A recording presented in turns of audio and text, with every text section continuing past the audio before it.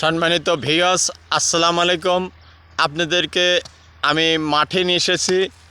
এই মাঠটা ছিল ধান ভরপুর। রমজান মাসে এই ধানটা কেটে নিয়েছে, আবার আলুর জন্য প্রস্তুতি হচ্ছে। দেখতে পাচ্ছেন পুরা মাঠটাই আলুতে ভরপুর হয়ে যাবে। আলুটা সম্ভবত ডিসেম্বরে গাড়বে। হ্যাঁ, দেখি এটি একজন কৃষকের সাথে আমরা কথা বলবো।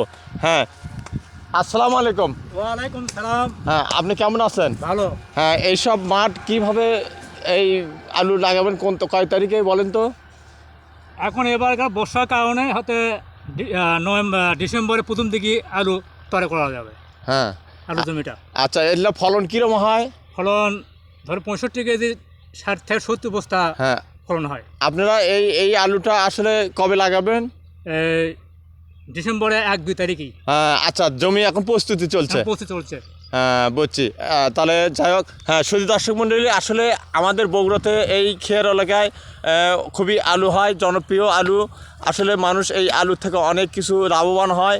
তবে আশা করা যাচ্ছে এবার বীজের দাম কম। আল্লাহ পাক দেখা যাক কৃষককে কতটুকু সুফল বয়ে এনে দিতে পারে। এই বলে আমার বক্তব্য শেষ করছি। আসসালামু আলাইকুম।